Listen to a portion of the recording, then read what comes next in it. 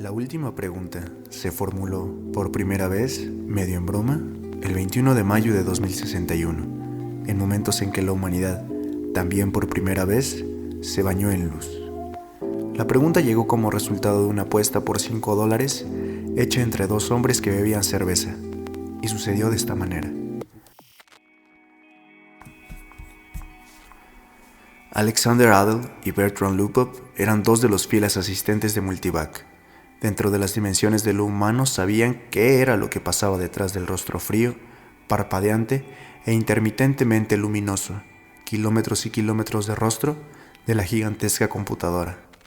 Al menos tenían una vaga noción del plan general de circuitos y retransmisores que desde hacía mucho tiempo habían superado toda posibilidad de ser dominados por una sola persona. Multivac se autoajustaba y autocorregía. Así tenía que ser, porque nada que fuera humano podía ajustarla y corregirla con la rapidez suficiente o siquiera con la eficacia suficiente. De manera que Adel y Lupov atendían al monstruoso gigante solo en forma ligera y superficial, pero lo hacían tan bien como podría hacerlo cualquier otro hombre. La alimentaban con información, adaptaban las preguntas a sus necesidades y traducían las respuestas que aparecían. Por cierto, ellos y todos los demás asistentes tenían pleno derecho a compartir la gloria de Multivac. Durante décadas, Multivac ayudó a diseñar naves y a trazar las trayectorias que permitieron al hombre llegar a la Luna, a Marte y a Venus. Pero después de eso, los pobres recursos de la Tierra ya no pudieron serles de utilidad a las naves. Se necesitaba demasiada energía para los viajes largos, y pese a que la Tierra explotaba su carbón y uranio con creciente eficacia, había una cantidad limitada de ambos. Pero lentamente, Multivac aprendió lo suficiente como para responder a las preguntas más complejas en forma más profunda. Y el 14 de mayo de 2061, lo que hasta ese momento era teoría, se convirtió en realidad.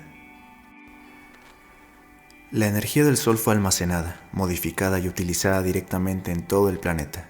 Cesó en todas partes el hábito de quemar carbón y fisionar uranio, y toda la Tierra se conectó con una pequeña estación de 1,5 kilómetros de diámetro que circundaba el planeta a mitad de distancia de la Luna, para funcionar con rayos invisibles de energía solar. 7 días no habían alcanzado para empañar la gloria del acontecimiento, y Adel y Lupov finalmente lograron escapar de la celebración pública para refugiarse donde nadie pensaría en buscarlos, en las desiertas cámaras subterráneas donde se veían partes del poderoso cuerpo enterrado de Multivac, sin asistentes, ociosa. Clasificando datos con clics satisfechos y perezosos, Multivac también se había ganado sus vacaciones, y los asistentes la respetaban, y originalmente no tenían intención de perturbarla. Se habían llevado una botella, y su única preocupación en ese momento era relajarse y disfrutar de la bebida. Es asombroso cuando uno lo piensa, dijo Adel. En su rostro ancho se veían huellas de cansancio, y removió lentamente la bebida con una varilla de vidrio, observando el movimiento de los cubos de hielo en su interior. Toda la energía que podremos usar de ahora en adelante, gratis. Suficiente energía, si quisiéramos emplearla como para derretir a toda la Tierra y convertirla en una enorme gota de hierro líquido impuro y no echar de menos la energía empleada.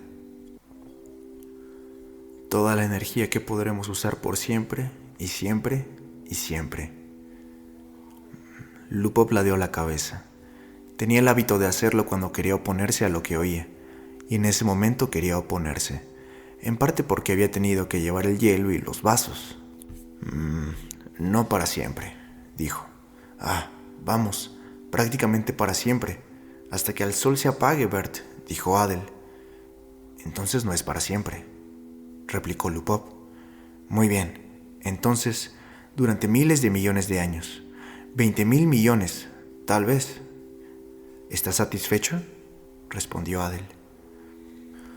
Lupov se pasó los dedos por los escasos cabellos como para asegurarse de que todavía le quedaban algunos y tomó un pequeño sorbo de su bebida.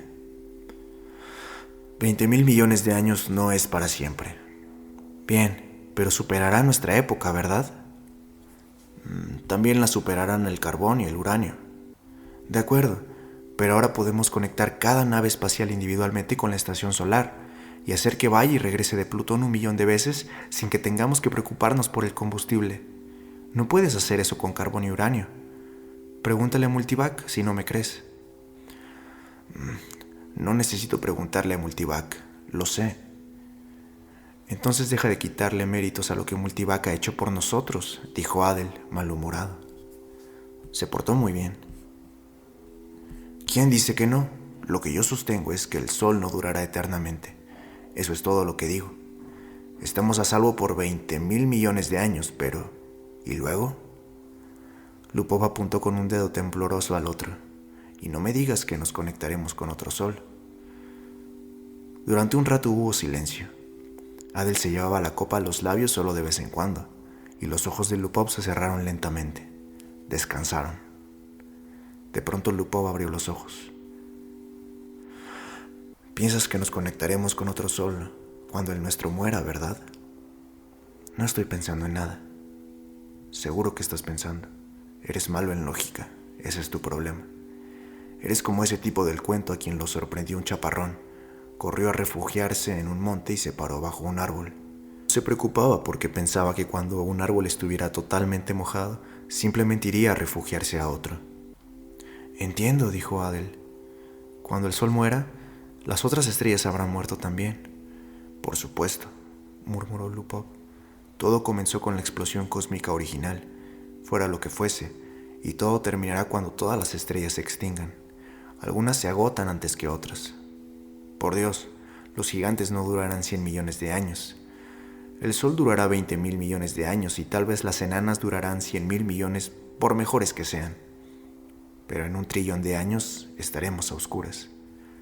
La entropía tiene que incrementarse al máximo, eso es todo. Sé todo lo que hay que saber sobre la entropía, dijo Adel, tocado en su amor propio. ¿Qué vas a saber? ¿Sé tanto como tú? Entonces sabes que todo se extinguirá algún día. Muy bien, ¿quién dice que no?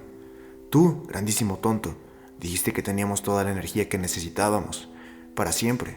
Dijiste para siempre. Esta vez le tocó a Adel oponerse. Tal vez podamos reconstruir las cosas algún día. Nunca. ¿Por qué no? ¿Algún día? Nunca. Pregúntale a Multivac. Pregúntale tú a Multivac. Te desafío. Te apuesto $5 a que no es posible. Adel estaba lo suficientemente borracho como para intentarlo, y lo suficientemente sobrio como para traducir los símbolos y operaciones necesarias para formular la pregunta que, en palabras, podría haber correspondido a esto. ¿Podrá la humanidad algún día, sin el gasto neto de energía, devolver al sol toda su juventud aún después que haya muerto de viejo? O tal vez podía reducirse a una pregunta más simple, como esta. ¿Cómo puede disminuirse masivamente la cantidad neta de entropía del universo? Multivac enmudeció. Los lentos resplandores oscuros cesaron. Los clics distantes de los transmisores terminaron. Entonces, mientras los asustados técnicos sentían que ya no podían contener más el aliento, el teletipo adjunto a la computadora cobró vida repentinamente. Aparecieron 5 palabras impresas. Datos insuficientes para respuesta esclarecedora. No hay respuesta, murmuró Lupov. Salieron apresuradamente.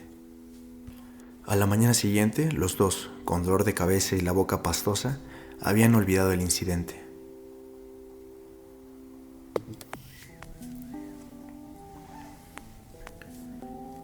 Yerod, Yerodín y Yerodet primera y segunda observaban la imagen estrellada en el biciplato mientras completaban el pasaje por el hiperespacio en un lapso fuera de las dimensiones del tiempo. Inmediatamente, el uniforme de polvo de estrellas dio paso al predominio de un único disco de mármol, brillante, centrado. «Es X-23», dijo Yerod con confianza. Sus manos delgadas se entrelazaron con fuerza detrás de su espalda y los nudillos se pusieron blancos. Las pequeñas Yerodets, niñas ambas, habían experimentado el pasaje por el hiperespacio por primera vez en su vida. Contuvieron sus risas y se persiguieron locamente alrededor de la madre, gritando: «¡Hemos llegado a X-23! ¡Hemos llegado a X-23! ¡Hemos llegado!». «Tranquilas, niñas», dijo rápidamente Yerodín. «¿Estás seguro, Yerod?» «¿De qué hay que estar seguro?», preguntó Yerod. echando una mirada al tubo de metal justo debajo del techo, que ocupaba toda la longitud de la habitación y desaparecía a través de la pared en cada extremo. Tenía la misma longitud que la nave. Gerald sabía poquísimo sobre el grueso tubo de metal, excepto que se llamaba microvac, que uno le hacía preguntas si lo deseaba, que aunque uno no se las hiciera de todas maneras, cumplía con su tarea de conducir la nave hacia un destino prefijado, de abastecerla de energía desde alguna de las diversas estaciones de energía subgaláctica y de computar las ecuaciones para los saltos hiperespaciales. Gerald y su familia no tenían otra cosa que hacer sino esperar y vivir en los cómodos sectores residenciales de la nave. Cierta vez alguien le había dicho a Gerald que el AC al final de microvac quería decir computadora análoga en inglés antiguo, pero estaba a punto de olvidar incluso eso. Los ojos de Geraldine estaban húmedos cuando miró el biciplato. No puedo evitarlo. Me siento extraña al salir de la Tierra. ¿Por qué, caramba?, preguntó Gerald. No teníamos nada allí. En X-23 tendremos todo. No estarás sola. No serás una pionera. Y hay 1 millón de personas en ese planeta. Por Dios, nuestros bisnietos tendrán que buscar nuevos mundos porque llegará el día en que X-23 estará superpoblado. Luego agregó, después de una pausa reflexiva, te aseguro que es una suerte que las computadoras hayan desarrollado viajes interestelares considerando el ritmo al que aumenta la raza. Lo sé, respondió Geraldine con tristeza. Geraldette I dijo de inmediato, nuestra microvac es la mejor microvac del mundo. Eso creo yo también, repuso Gerald, desordenándole el pelo. Era realmente una sensación muy agradable tener una microvac propia, y Gerald estaba contento de ser parte de su generación y no de otra. En la juventud de su padre, las únicas computadoras eran unas enormes máquinas que ocupaban un espacio de 150 kilómetros cuadrados. Solo había una por planeta. Se llamaban ACs planetarias. Durante 1000 años habían crecido constantemente en tamaño y luego, de pronto, llegó el refinamiento. En lugar de transistores hubo válvulas moleculares, de manera que hasta la AC planetaria más grande podía colocarse en una nave espacial y ocupar solo la mitad del espacio disponible. Gerald se sentía eufórico siempre que pensaba que su propia microvac personal era muchísimo más compleja que la antigua y primitiva multivac que por primera vez había domado al Sol, y casi tan complicada como una AC planetaria de la Tierra. La que por primera vez resolvió el problema del viaje hiperespacial e hizo posible los viajes a las estrellas. Tantas estrellas, tantos planetas, suspiró Geraldine, inmersa en sus propios pensamientos. Supongo que las familias seguirán emigrando siempre a nuevos planetas, tal como lo hacemos nosotros ahora. No siempre, respondió Gerald con una sonrisa. Todo esto terminará algún día, pero no antes de que pasen billones de años, muchos billones. Hasta las estrellas se extinguen, ¿sabes? Tendrá que aumentar la entropía. ¿Qué es la entropía, papá?, preguntó Geraldette II con voz aguda. Entropía, querida, es solo una palabra que significa la cantidad de desgaste del universo. Todo se desgasta, como sabrás. Por ejemplo, tu pequeño robot walkie-talkie, ¿recuerdas? ¿No puedes ponerle una nueva unidad de energía, como a mi robot? Las estrellas son unidades de energía, querida. Una vez que se extinguen, ya no hay más unidades de energía. Geraldette I lanzó un chillido de inmediato. No las dejes, papá. No permitas que las estrellas se extingan. Mira lo que has hecho, susurró Geraldine exasperada. ¿Cómo iba a saber que iba a asustarla?, respondió Gerald también en un susurro. Ya sé, pregúntale a la microvac, papá, gimió Geraldette I. Pregúntale cómo volver a encender las estrellas. Vamos, dijo Geraldine, con eso se tranquilizarán. Geraldette II ya se estaba echando a llorar también. Gerald se encogió de hombros. Ya, está bien, queridas, le preguntaré a microvac, no se preocupen. Ella seguramente nos lo dirá. Le preguntó a microvac y agregó rápidamente, imprimir la respuesta. Gerald retiró la delgada cinta de celufilm y dijo alegremente, miren, la microvac dice que se ocupará de todo cuando llegue el momento y que no se preocupen. Geraldine dijo, y ahora, niñas, es hora de acostarse. Pronto estaremos en nuestro nuevo hogar. Gerald leyó las palabras en el celufilm nuevamente antes de destruirlo. Datos insuficientes para respuesta esclarecedora. Se encogió de hombros y miró el biciplato. El X-23 estaba cerca.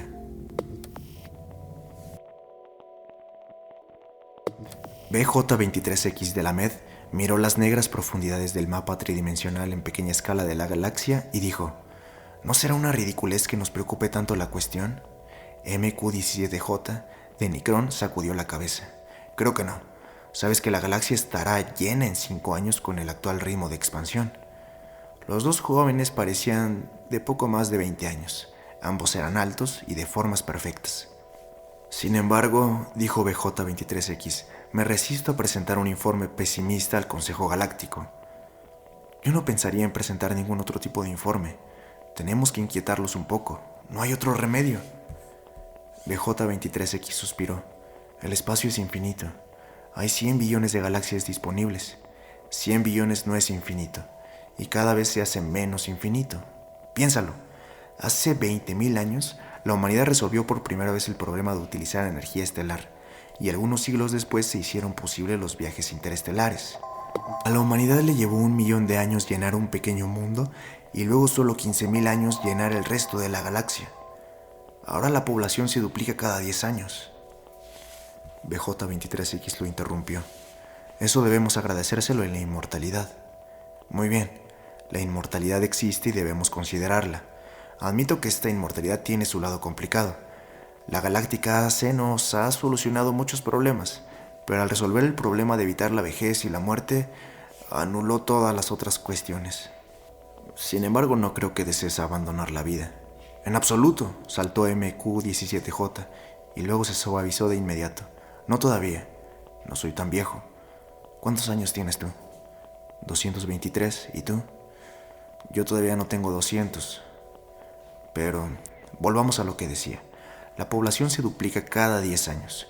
Una vez que se llene esta galaxia, habremos llenado otra en 10 años. 10 años más y habremos llenado 2 más. Otra década, 4 más. En 100 años habremos llenado 1.000 galaxias. En 1.000 años, 1.000.000 de galaxias. En 10.000 años, todo el universo conocido. ¿Y entonces qué? BJ-23X dijo: como problema paralelo está el del transporte. Me pregunto cuántas unidades de energía solar se necesitarán para trasladar galaxias de individuos de una galaxia a la siguiente. Muy buena observación. La humanidad ya consume 2 unidades de energía solar por año. La mayor parte de esta energía se desperdicia. Al fin y al cabo, nuestra propia galaxia solo gasta 1.000 unidades de energía solar por año, y nosotros solamente usamos 2 de ellas. De acuerdo, pero aún con una eficiencia de un 100%, solo podemos postergar el final. Nuestras necesidades energéticas crecen en progresión geométrica y a un ritmo mayor que nuestra población. Nos quedaremos sin energía todavía más rápido que sin galaxias. Muy buena observación, muy buena. Simplemente tendremos que construir nuevas estrellas con gas interestelar. ¿O con calor disipado?, preguntó MQ-17J con tono sarcástico. ¿Puede haber alguna forma de revertir la entropía? Tenemos que preguntárselo a la Galáctica AC. BJ-23X no hablaba realmente en serio, pero MQ-17J sacó su contacto AC del bolsillo y lo colocó sobre la mesa frente a él. No me faltan ganas, dijo. Es algo que la raza humana tendrá que enfrentar algún día. Miró sombríamente su pequeño contacto AC. Era un objeto de apenas 5 centímetros cúbicos, nada en sí mismo, pero estaba conectado a través del hiperespacio con la gran Galáctica AC, que servía a toda la humanidad y, a su vez, era parte integral suya. MQ-17J hizo una pausa para preguntarse si algún día, en su vida inmortal, llegaría a ver la Galáctica AC. Era un pequeño mundo propio, una telaraña de rayos de energía que contenían la materia dentro de la cual las oleadas en los planos medios ocupaban el lugar de las antiguas y pesadas válvulas moleculares. Sin embargo, a pesar de sus funcionamientos subetéreos, se sabía que la Galáctica AC tenía 1.000 metros de ancho. Repentinamente, MQ-17J preguntó a su contacto AC: ¿es posible revertir la entropía? BJ-23X, sobresaltado, dijo de inmediato: mira, realmente yo no quise decir que tenías que preguntar eso. ¿Por qué no? Los dos sabemos que la entropía no puede revertirse. No puedes volver a convertir el humo y las cenizas en un árbol. ¿Hay árboles en tu mundo?, preguntó MQ-17J. El sonido de la galáctica AC los sobresaltó y les hizo guardar silencio. Se oyó su voz fina y hermosa en el contacto AC en el escritorio. Dijo: datos insuficientes para respuesta esclarecedora. ¿Ves? Te dije, exclamó BJ-23X. Entonces los dos hombres volvieron a la pregunta del informe que tenía que hacer para el Consejo Galáctico.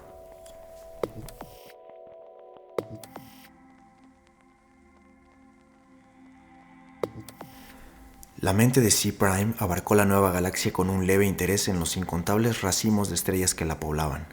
Nunca había visto eso antes. ¿Alguna vez las vería todas? Tantas estrellas, cada una con su carga de humanidad, una carga que era casi un peso muerto. Cada vez más, la verdadera esencia del hombre había que encontrarla allá afuera, en el espacio, en las mentes, no en los cuerpos. Los cuerpos inmortales permanecían en los planetas, suspendidos sobre los eones. A veces despertaban a una actividad material, pero eso era cada vez más raro.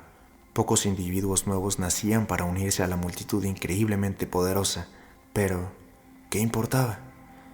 Había poco lugar en el universo para nuevos individuos. C-Prime despertó de su ensoñación al encontrarse con los sutiles manojos de otra mente. Soy C-Prime, ¿y tú? Soy D-Sub-1. ¿Tu galaxia? Solo la llamamos galaxia. ¿Y tú? Llamamos de la misma manera a la nuestra. Todos los hombres llaman galaxia a su galaxia. ¿Y nada más? ¿Por qué será? Porque todas las galaxias son iguales. No todas. En una galaxia en particular debe de haberse originado la raza humana. Eso la hace diferente. C-Prime dijo: ¿en cuál? No sabría decirte. La Universal AC debe estar enterada. ¿Se lo preguntamos? De pronto tengo curiosidad por saberlo. Las percepciones de C-Prime se ampliaron hasta que las galaxias mismas se encogieron y se convirtieron en un polvo nuevo, más difuso, sobre un fondo mucho más grande. Tantos cientos de billones de galaxias, cada una con sus seres inmortales, todas llevando su carga de inteligencias, con mentes que vagaban libremente por el espacio. Y sin embargo, una de ellas era única entre todas por ser la galaxia original. Una de ellas tenía en su pasado vago y distante un periodo en que había sido la única galaxia poblada por el hombre. C-Prime se consumía de curiosidad por ver esa galaxia y gritó: Universal AC. ¿En qué galaxia se originó el hombre? La Universal AC oyó, porque en todos los mundos tenía listos sus receptores, y cada receptor conducía por el hiperespacio a algún punto desconocido donde la Universal AC se mantenía independiente. C-Prime solo sabía de un hombre cuyos pensamientos habían penetrado a distancia sensible a la Universal AC, y solo informó sobre un globo brillante de 60 centímetros de diámetro difícil de ver.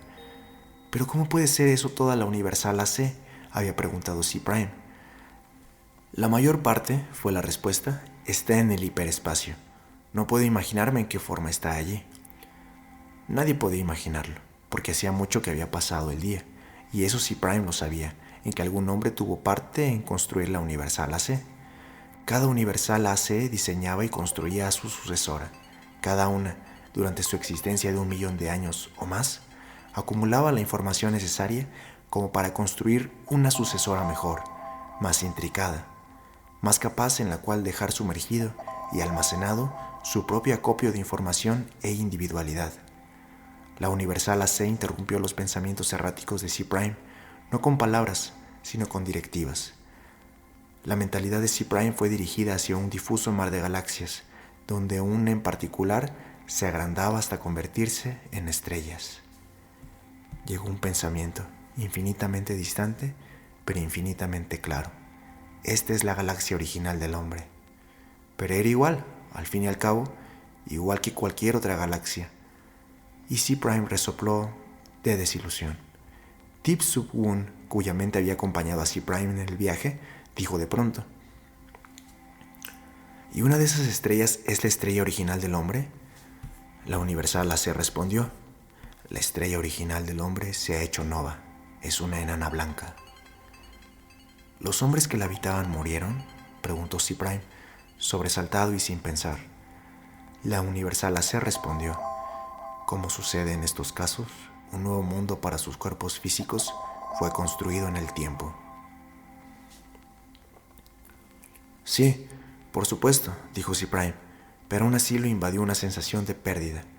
Su mente dejó de centrarse en la galaxia original del hombre y le permitió volver y perderse en pequeños puntos nebulosos. No quería volver a verla. Di-Sub-Woon dijo: ¿qué sucede? Las estrellas están muriendo. La estrella original ha muerto. Todas deben morir. ¿Por qué no? Pero cuando toda la energía se haya agotado, nuestros cuerpos finalmente morirán, y tú y yo con ellos. Eso tomará billones de años. No quiero que suceda aún así, ni siquiera dentro de billones de años. Universal AC, ¿cómo puede evitarse que las estrellas mueran? Di-Sub-Woon dijo divertido: ¿estás preguntando cómo podría revertirse la dirección de la entropía?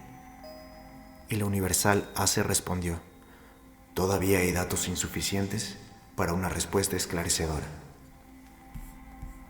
Los pensamientos de C-Prime volaron a su propia galaxia. Dejó de pensar en Di-Sub-Woon, cuyo cuerpo podría estar esperando en una galaxia a 1 trillón de años luz de distancia, o en la estrella siguiente a la de C-Prime. No importaba. Con aire desdichado, C-Prime comenzó a recoger hidrógeno interestelar, con el cual construyó una pequeña estrella propia. Si las estrellas debían morir alguna vez, al menos él podría construirse algunas. El hombre, mentalmente, era uno solo, y estaba conformado por 1 trillón de trillones de cuerpos sin edad, cada uno en su lugar, cada uno descansando, tranquilo e incorruptible, cada uno cuidado por autómatas perfectos, igualmente incorruptibles.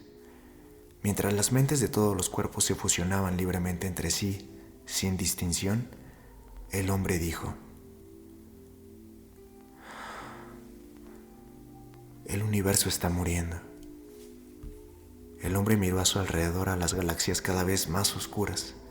Las estrellas gigantes, muy gastadas, se habían ido hace rato, habían vuelto a lo más oscuro de la oscuridad del pasado distante. Casi todas las estrellas eran enanas blancas ahora, que finalmente se desvanecían. Se habían creado nuevas estrellas con el polvo que había entre ellas, algunas por procesos naturales, otras por el hombre mismo, y también se estaban apagando. Las enanas blancas aún podían chocar entre ellas, y de las poderosas fuerzas así liberadas se construían nuevas estrellas. Pero una sola estrella por cada 1000 estrellas enanas blancas destruidas, y también éstas llegarían a su fin. El hombre dijo: cuidadosamente administrada y bajo la dirección de la Cósmica AC, la energía que todavía queda en todo el universo puede durar billones de años. Pero aún así, eventualmente todo llegará a su fin. Por mejor que se la administre, por más que se la racione, la energía gastada desaparece y no puede ser repuesta. La entropía aumenta continuamente. El hombre dijo: ¿es posible no revertir la entropía? Preguntémosle a la Cósmica AC. La AC los rodeó, pero no en el espacio. Ni un solo fragmento de ella estaba en el espacio, estaba en el hiperespacio, y hecha de algo que no era materia ni energía. La pregunta sobre su tamaño y su naturaleza ya no tenía sentido comprensible para el hombre. Cósmica AC, dijo el hombre, ¿cómo puede revertirse la entropía? AC dijo: los datos son todavía insuficientes para una respuesta esclarecedora. El hombre ordenó: recoge datos adicionales. La Cósmica AC dijo: lo haré. Hace cientos de billones de años que lo hago. Mis predecesores y yo hemos escuchado muchas veces esta pregunta. Todos los datos que tengo siguen siendo insuficientes. ¿Llegará el momento, preguntó el hombre, en que los datos sean suficientes o el problema es insoluble en todas las circunstancias concebibles? La Cósmica AC respondió: ningún problema es insoluble en todas las circunstancias concebibles. El hombre preguntó: ¿cuándo tendrá suficientes datos como para responder a la pregunta?